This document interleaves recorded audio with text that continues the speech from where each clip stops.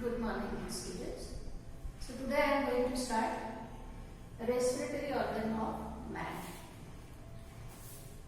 This is one of the organ system, and you know that there are different organs. They are associated so that they can help in the process of breathing and respiration. So what are the organs which are associated with the respiratory system of the man? The organs are nostril, then the nasal chamber or the nasal passage, then the second one, so that is the pharynx, then after pharynx there is the larynx, after larynx there is trachea, then after trachea there is the bronchus, after bronchus bronchioles, then lungs and alveoli. So altogether you see there are so many organs, they are associated together to make the organ system which is called respiratory organ, and it is helping in the process of taking in oxygen, giving out carbon dioxide. So both the physical part is also covered, and where is the biochemical part, so that is also done in the body. Alright, so we will start with the first organ, so that is the nostril and the nasal passage. Nostril, so that is the opening. You can find out, so that is the port for entry of air. So how many nostrils are there? They are 2 in number. And the nostril, so that is opening into nasal passage or nasal chamber. Because inside you can find out inside the nose, so there is chamber is there, and the chamber, so that is actually divided into two, because there are two nostrils, so you can find out there are two nasal chamber. In between these two chamber you can find out there is one wall of the septum is there, which is called nasal septum. Now the nasal chamber, so that is divided into three parts. Here you see this one is the nostril, then the nostril, so that is opening into nasal chamber. And the nasal chamber, you can find out the base of the nasal chamber, that is made up of soft bone, which is called palate. And it is divided into three parts. The thick parts, that is called vestibule. And the second part, so that is called the respiratory chamber. And the posterior part, so that is called olfactory chamber. So altogether you can find out it is divided into three chambers: vestibule, respiratory chamber and olfactory chamber. And in the inner lining of the nasal chamber you can find out there is a mucous membrane is there, and the mucous membrane, it can secrete mucus which can keep the inner chamber moist. So what are the function of these three chambers? In vestibule you can find out fine hairs are there, and these hairs, they can trap anything, any foreign material, either it is the dust particle or it is the carbon particles or it is any bacteria. So all these particles, they can be removed or they can be trapped with the help of the fine air. Now in the respiratory chamber, so that is the actual chamber where you can find out there is passage of air, because air which is entering into the nose from the nostril, so it goes into nasal chamber. Then from the nasal chamber it is entering into trachea.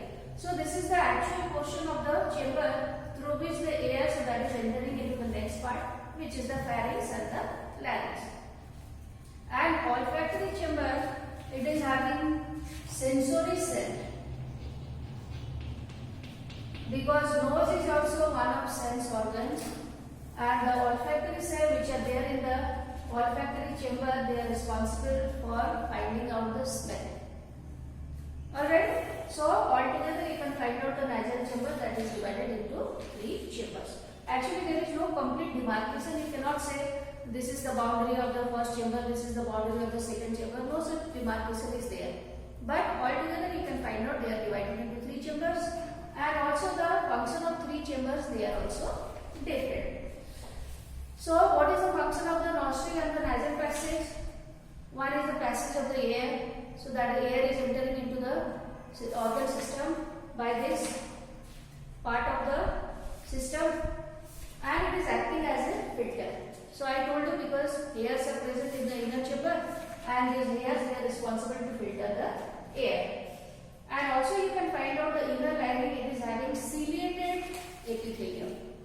Any organ, if anatomically you see, the outermost boundary, that is called epithelium. So here also you can find out the epithelium which is present, that is ciliated epithelium. And ciliated epithelium, so that is because the epithelium, that is a compact layer. You can find out all cells, they are compactly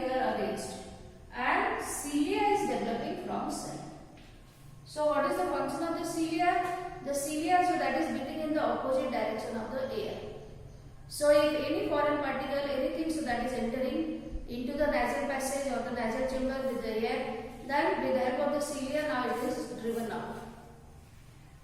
Then it is also acting as a air conditioner. For example, suppose cold air that is entering into the nasal chamber, and the cold air, if it is entering into lungs, then it is not good for lungs. So the cold air is to be brought to normal temperature. And how it is brought? Because inside the nasal chamber we can find out mucus is there. Also it is vascular, blood supply is also there. And blood is a medium also for transferring the heat to different parts of the body.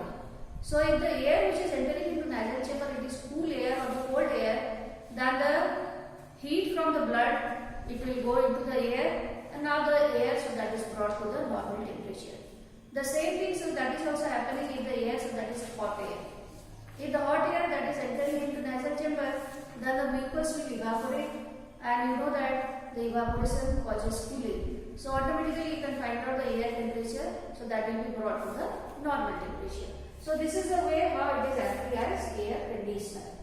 And also the mucus, so that is making the air moist, and olfactory receptor, they are responsible for smell of anything, any object or anything. Now the second part of the respiratory system, so that is pharynx. So pharynx is a common passage. You can find out behind the nasal chamber there is a common passage is there, and in the common passage you can find out there are two tubes are there. One is the air tube, and behind the air tube you can find out there is another tube which is called as the food pipe. So the air pipe and the food pipe you can find out they lie together, one above the other. In the front you can find out the air pipe is there, and behind the windpipe is there. So because there is one common opening, because from one common point both the tubes they are developing, so there is one common passage, and the common passage so that is surrounded by a muscular flap which is called epiglottis. So what is the function of the epiglottis? When we are taking food, in the process of the swallowing, now the air pipe so that is closed with the help of the epiglottis. Otherwise the food enters into the air pipe, then problem will be there, choking will be there. So at the time of taking food, the air pipe so that is closed with the help of the epiglottis, and the opening of the trachea so that is called glottis. Now the next part, so that is larynx. Larynx is also called as voice box. It is the upper part of the trachea, and you can find out it is made up of four cartilages. There are four cartilages are there. So the first cartilage, so that is thyroid, it is the largest one. Then the second is the cricoid, and the third is the arytenoid. So here in the diagram you see, now this one is the largest cartilage, and this is the thyroid cartilage. Thyroid cartilage you can find out so that is covering the entire ring, because there is a passage is there, and the whole passage so that is covered with the help of the thyroid. So the thyroid that is the largest one. And the cricoid you can find out, the cricoid so that is this one. This cartilage so that is the cricoid cartilage. And the arytenoid cartilage, so these two they are the small. So they are one pair of the cartilage. And the voice box that is responsible to produce voice. Because inside this passage you can find out there are two cords are there. And these two cords they are called vocal cords. Vocal cords are responsible for producing sound. How? Because when we speak, the mouth is open, the air is entering inside. When the air is coming outside, in the process when we exhale, then the air, when the air it strikes on vocal cord, then sound is produced. So you can find out in the larynx, so vocal cords are present, and in case of the male you can find out there is one prominent bone you can see here in the portion of the neck. So that is because of the thyroid cartilage. Because in the male you can find out this is also called Adam's apple. In male this is more prominent, whereas in the female it is less prominent. So the common name that is Adam's apple.